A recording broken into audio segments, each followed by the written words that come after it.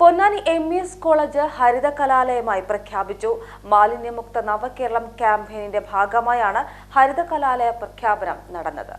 മാലിന്യമുക്ത നവകേരളം ക്യാമ്പയിൻ 2025ന്റെ ഭാഗമായി പൊന്നാനി നഗരസഭയിൽ വിവിധ പ്രവർത്തനങ്ങളാണ് നടന്നുവരുന്നത്. മാലിന്യമുക്ത സന്ദേശം കൗമാരക്കാരായ വിദ്യാർത്ഥികളിൽ എത്തിക്കുന്നതിനും ഇവരെ പ്രവർത്തനങ്ങളിൽ പങ്കാളികളാക്കുന്നതിനും വേണ്ടിയാണ് ഹരിത കലാലയ പ്രഖ്യാപനം നടത്തിയത്.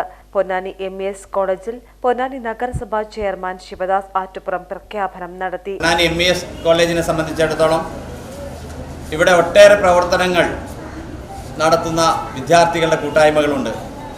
ഇപ്പോൾ ലോക പരിസ്ഥിതി ദിനമായിരുന്നാലും ലോക സമുദ്ര ദിനമായിരുന്നാലും പൊതുവെ NSS വിഭാഗത്തിൻ്റെ ഇടപെടലുകളുടെ ഭാഗമായി നടക്കുന്ന സഹവാസ ക്യാമ്പുകളായിരുന്നാലും അത്തരം വിഷയങ്ങളിൽ അത്തരം പ്രവർത്തനങ്ങളിൽ ഒരുപക്ഷെ മാതൃകാപരമായിട്ടുള്ള ഇടപെടലുകളാണ് എംഇഎസ് പൊന്നാനി കോളേജ് നടത്തിയിട്ടുള്ളത്, ഇവിടുത്തെ വിദ്യാർത്ഥികളുടെ കൂട്ടായ്മകൾ നടത്തിയിട്ടുള്ളത്. ആ ഒരർത്ഥത്തിൽ സംസ്ഥാന സർക്കാരിൻ്റെ മാലിന്യമുക്ത നവകേരളം പ്രോഗ്രാമുമായി ബന്ധപ്പെടുത്തിക്കൊണ്ട് കേരളത്തെ മാലിന്യമുക്തമാക്കുന്നതിനുള്ള ഉത്തരവാദിത്വം നമുക്ക് കൂടിയുണ്ട് എന്ന് വിദ്യാർത്ഥികൾ തിരിച്ചറിയുന്ന തരത്തിലേക്ക് പ്രോഗ്രാമുകൾ ചിട്ടപ്പെടുത്തിക്കൊണ്ടാണ് എംഇഎസ് പൊന്നാനി കോളേജ് ഈ പ്രഖ്യാപനം നടത്തുന്നത്.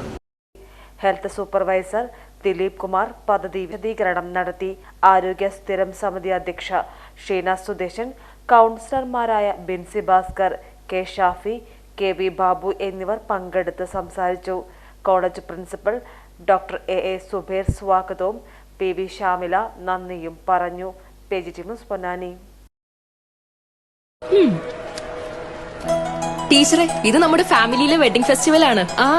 നമ്മുടെ ഫാമിലിയിലെ കല്യാണം. ഫാമിലിയിൽ കല്യാണമാണ്. ഗംഭീരമായ കളക്ഷനോടെ കല്യാണത്തിനൊരുങ്ങി ഫാമിലി വെഡിംഗ് സെന്റർ. അപ്പോ ടീച്ചർ കുടുംബസമേതം വരണം. ഓ, ആയിക്കോട്ടെ. Family wedding centre.